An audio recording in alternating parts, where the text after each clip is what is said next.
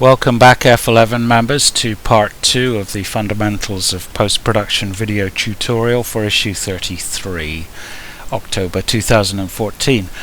In part 1 we processed these frames from a shoot at Sherborne Castle in the Mist and exported them and opened them up in Photoshop to be stitched together as a panorama. So here they all are, all the images all open in Photoshop, and it's now time to put them together. So all I do is I go File, Automate and Photo Merge, and these options down the edge, you can experiment them if you would like, but I would suggest that would be a good thing to try. But I find for landscape work, cylindrical is the one to go for. So that's the one I check, and I add the open files. So these are the ones it's going to stitch together now, and I've clicked blend images together. I could click on vignette removal as well, which would take out any unevenness of coverage caused by lens distortion and the geometric distortion here as well.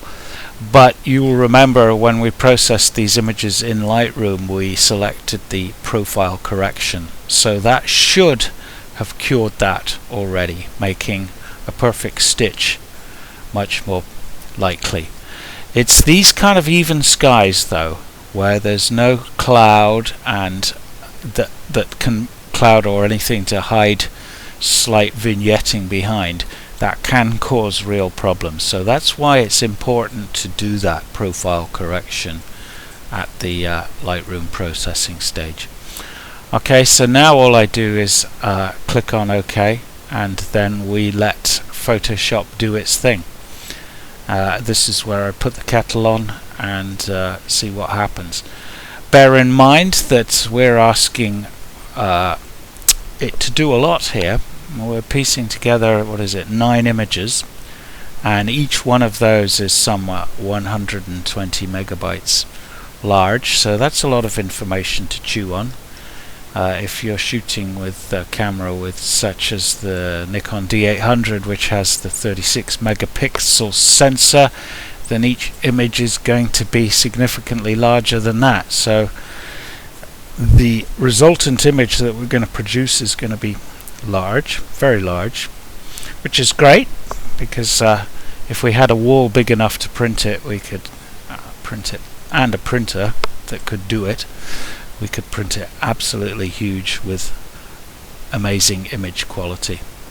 Well, this is just cooking. I'm just going to pause slightly rather than waffle on here. Okay, so it's now piecing together the image, and this is where you start to get an impression of what the panorama is going to look like. It's blending the layers as I speak now. So there is the finished article, and I always think this is the really magic bit, seeing that pop up. It's really quite fun, and if you haven't done panoramas, I would really urge you to have a go. What have you got to lose? So what Photoshop has done is, if I bring in the layers palette here, it's created an image made up of all of these different layers, and if I click on and off the icon here, the little eye icon, it'll show you the different layers that go to make this panorama. And these edges here are how Photoshop has determined the image best stitches together. It really is quite incredibly clever, quite frankly. So at this stage there, what I'm going to do now is just close down all the other images. We're finished with them. I have a panorama now which I'm going to merge the layers together, but I'm finished with the individual images, so I can give my computer a bit of a tea break and close those down.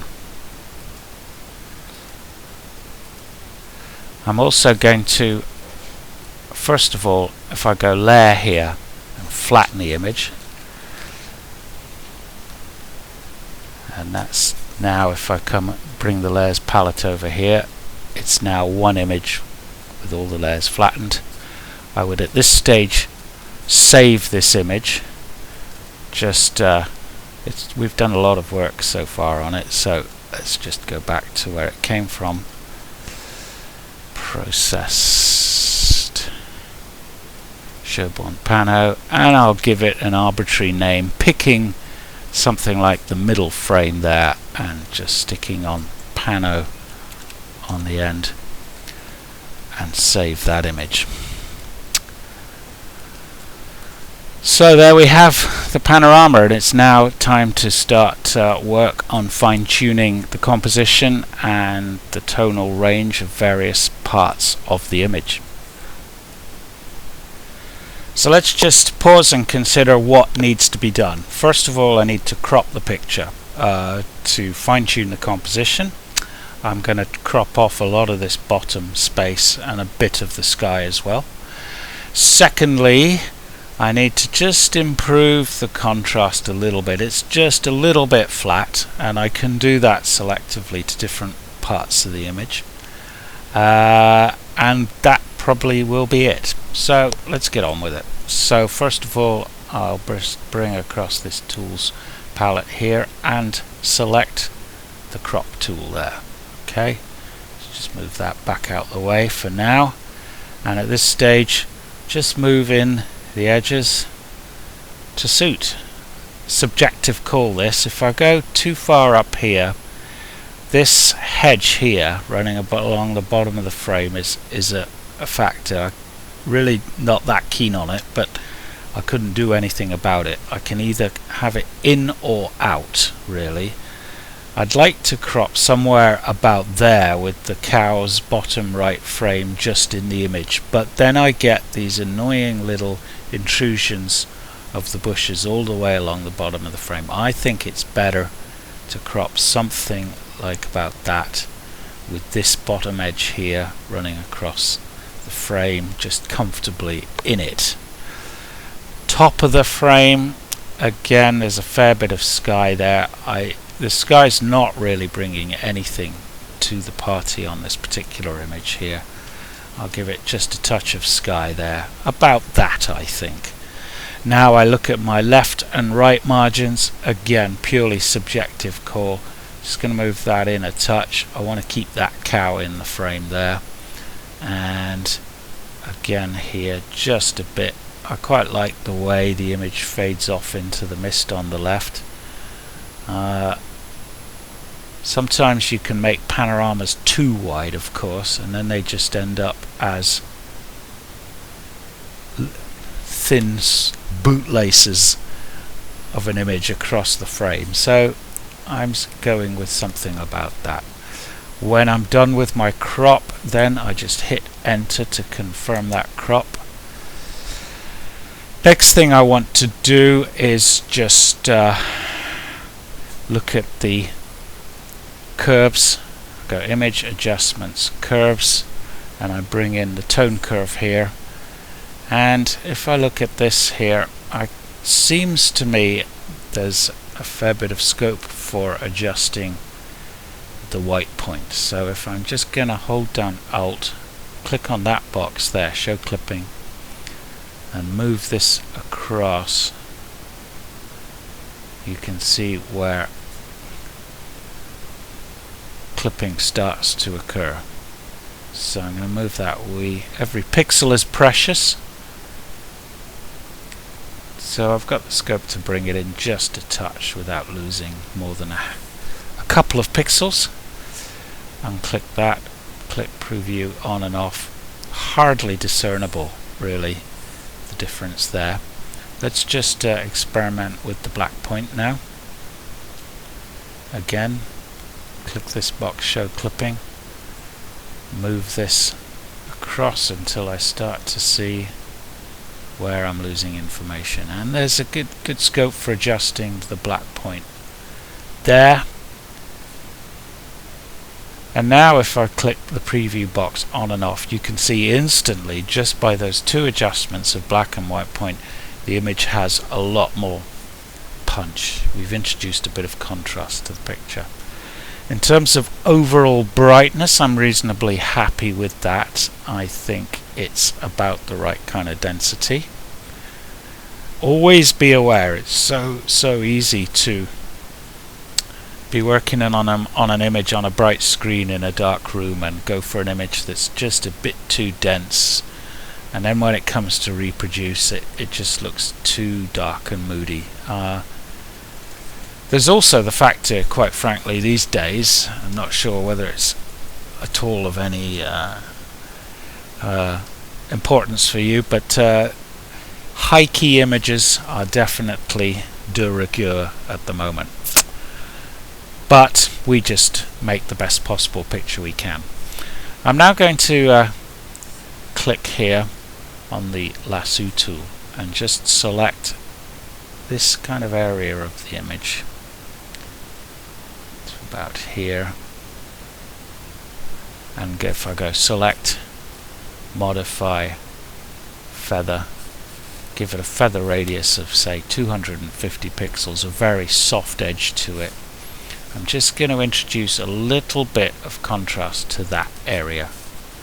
So if I go curves, and now just using the tone curve, just put a bit of an S in there, and you can see for this image, this part of the image on the left, it's just putting a bit of contrast in. Click that, OK, deselect. And now what I'm going to do is, using the Lasso tool again, is just select the sky here,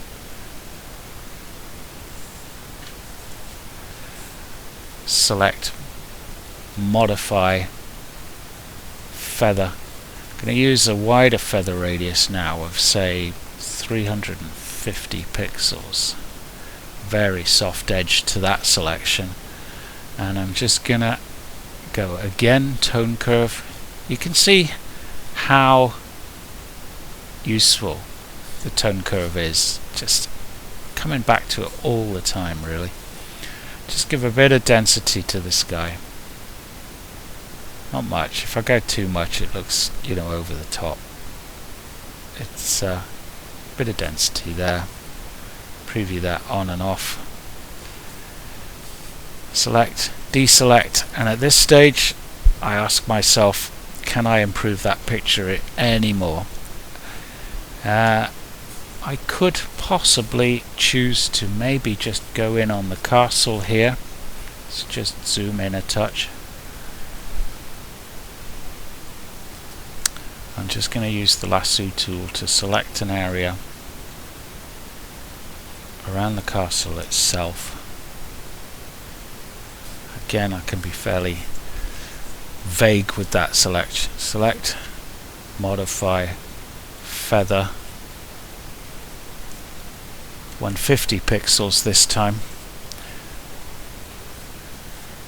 Image adjustments, curves, and I'm just going to put just a touch of contrast in there.